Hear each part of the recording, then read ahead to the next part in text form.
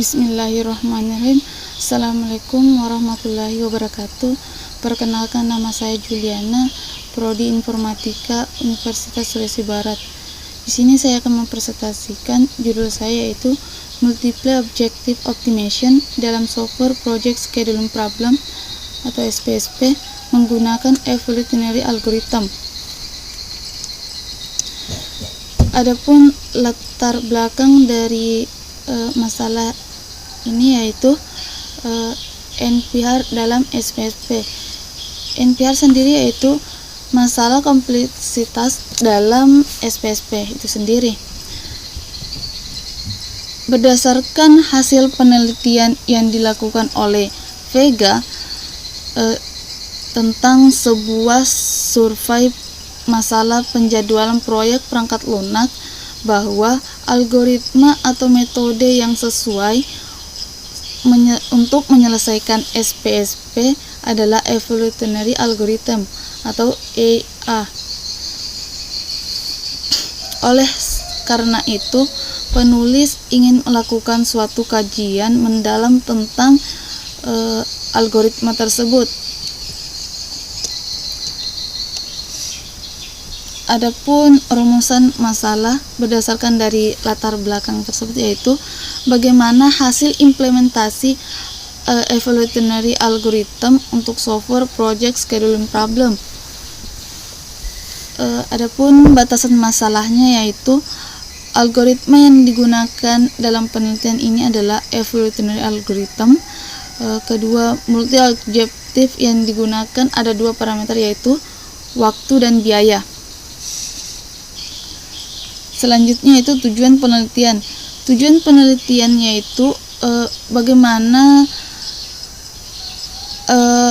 mengetahui hasil implementasi evolutionary algorithm untuk software project scheduling problem yang nantinya akan mempermudah dalam penjadwalan proyek.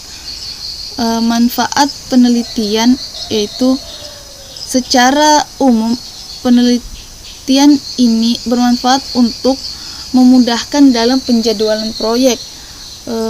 Bagi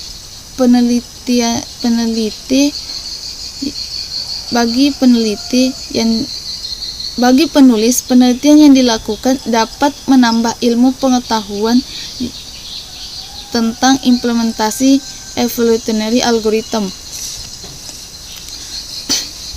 Selanjutnya yaitu multiple objective optimization adalah salah satu bidang bahasan multiple kriteria decision making yang berfokus pada optimasi problem secara metaheuristik yang melibatkan lebih dari satu objek function untuk dioptimasi secara bersamaan.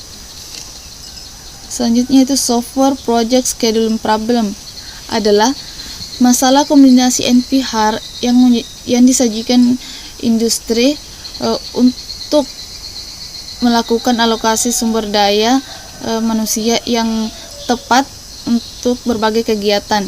Selanjutnya itu evolutionary algorithm merupakan metode pencarian stokastik yang mencoba untuk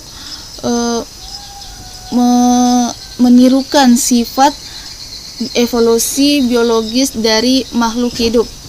Evolutionary algorithm bekerja dengan prinsip bahwa suatu individu yang baik akan berubah dan menghasilkan individu-individu yang semakin baik pada setiap generasi. Selanjutnya itu penelitian relevan. Menurut Xiu Li Wu pada tahun 2016 dengan judul An Evolutionary Hyperheuristic for the Software Project Scheduling Problem. Pada penelitian ini mengusulkan hyperheuristic evolusioner untuk mengatasi masalah SPSP itu sendiri.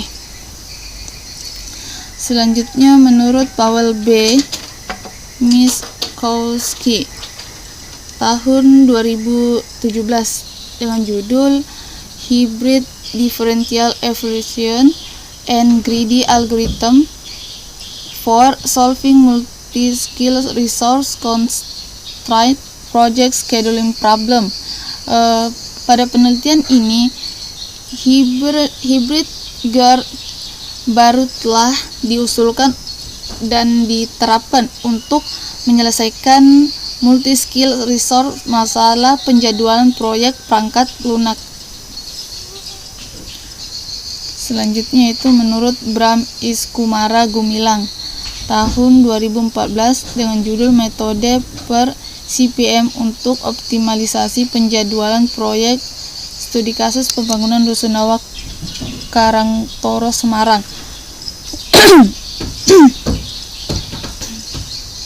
Pada penelitian ini dengan menggunakan metode per CPM dan Microsoft Project 2010 akan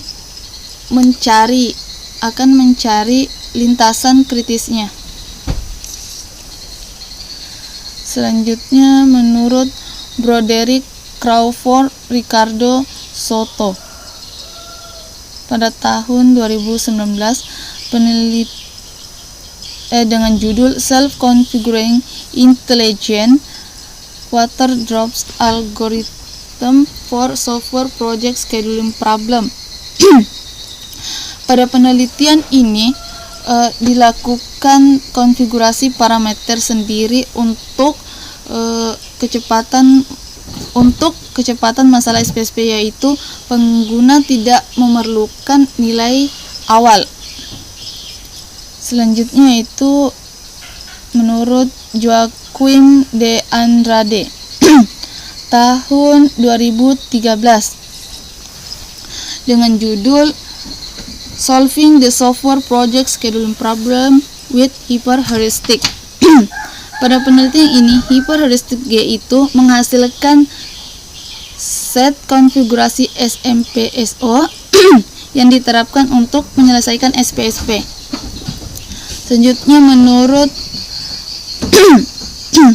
menurut Abel Garcia and Ajera tahun 2014 yang berjudul A Multi-Objective Genetic Algorithm for the Software Project Scheduling Problem. Pada penelitian ini mempertimbangkan 3 fungsi tujuan, yaitu biaya proyek, durasi proyek, dan lembur proyek untuk diminimalkan. Selanjutnya itu flowchart operasi evolutionary algorithm, di mana di sini terjadi start, inisialisasi populasi, lalu dievaluasi, setelah itu terjadi seleksi, setelah itu di convergence akan menghasilkan menghasilkan output 2, yes or no, dimana jika yes dia akan berhenti, sedangkan no dia akan terjadi crossover dan mutasi, lalu kembali ke evaluasi. Selanjutnya yaitu jadwal penelitian. Penelitian ini dilakukan di Universitas Sulawesi Barat awal bulan September sampai November. Selanjutnya itu teknik pengumpulan data, yaitu pada teknik pengumpulan data saya menggunakan studi literatur. Sedangkan studi literatur adalah jenis pengumpulan data yang meneliti berbagai macam literatur yang berguna untuk bahan analisis. Selanjutnya teknik analisis data. Di sini saya menggunakan teknik analisis deskriptif kuantitatif. Deskriptif kuantitatif adalah analisis yang menggambarkan data dengan angka. Sekian dari saya. Assalamualaikum warahmatullahi wabarakatuh.